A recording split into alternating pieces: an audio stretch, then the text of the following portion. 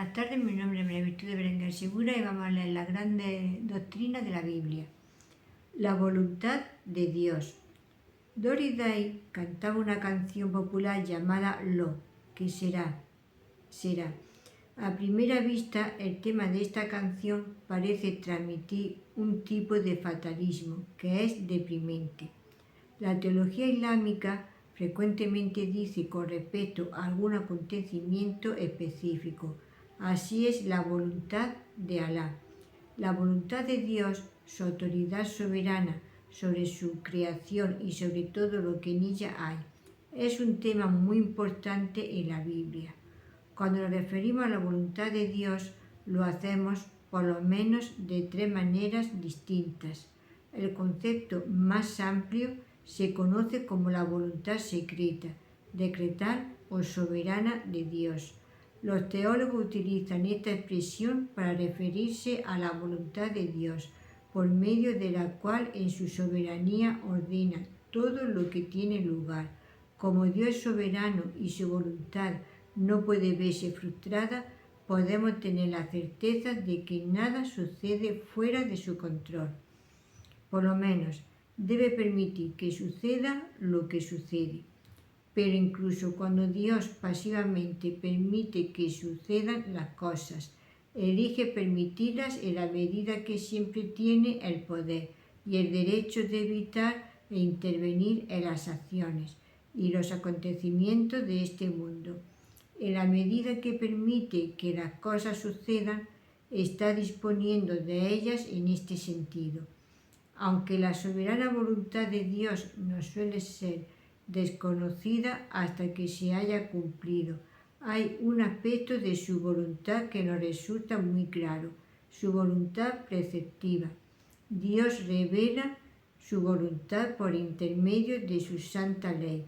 Por ejemplo, es la voluntad de Dios que no robemos, que amemos a nuestros enemigos, que nos arrepintamos, que seamos santos. Este aspecto de la voluntad de Dios nos ha revelado en su palabra y en nuestras conciencias, en la que Dios ha escrito su ley moral sobre nuestros corazones. Sus leyes, ya sean las que encontramos en la Escritura o en nuestro corazón, tienen plena vigencia. No tenemos ninguna autoridad para violar su voluntad. Tenemos el poder o la capacidad de distorsionar la voluntad preceptiva de Dios, pero nunca tendremos el derecho de hacerlo. Tampoco es una excusa que nos disculpemos por pecar diciendo: lo que será, será.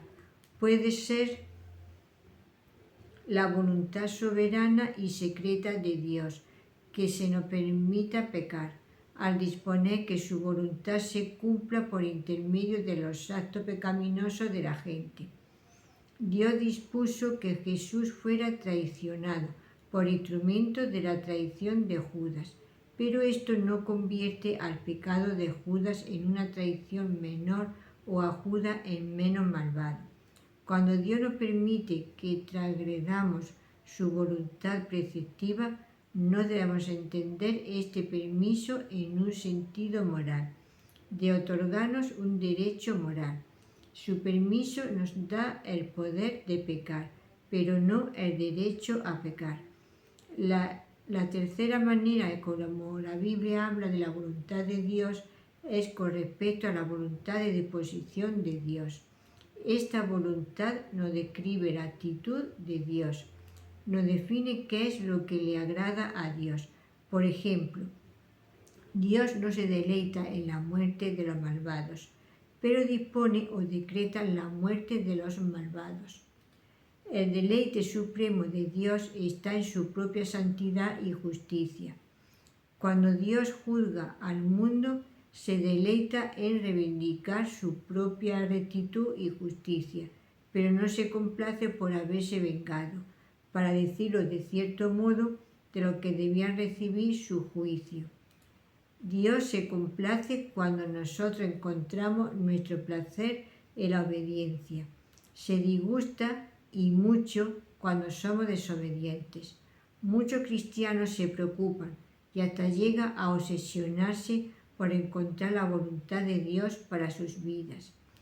Si la voluntad que estamos buscando es su voluntad secreta, oculta o decretal, entonces nuestra búsqueda será infructuosa. El consejo secreto de Dios es un secreto que le pertenece. No le ha agradado darlo a conocer a nosotros.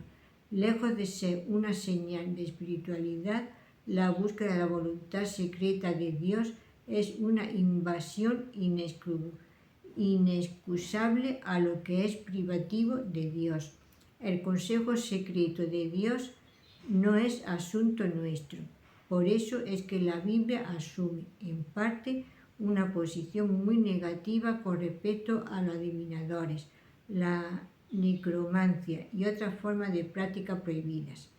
Debemos ser sabios y seguir el consejo de Juan Calvino cuando dijo: cuando Dios cierra su santa boca, dejó de insistir.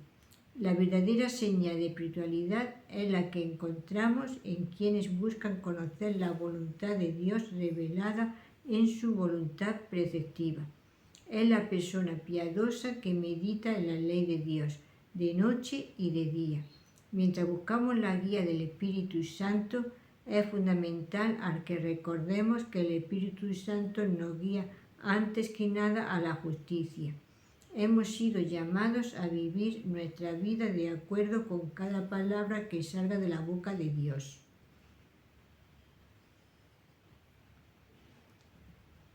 Resumen. 1. La voluntad de Dios significa tres cosas. A. La voluntad decretal soberana es la voluntad por medio de la cual Dios hace que se cumplan todos sus decretos y ordenanzas. Esta voluntad es secreta hasta el momento en que acontezca. B. La voluntad preceptiva es la ley o los mandamientos revelados por Dios. Tenemos la capacidad de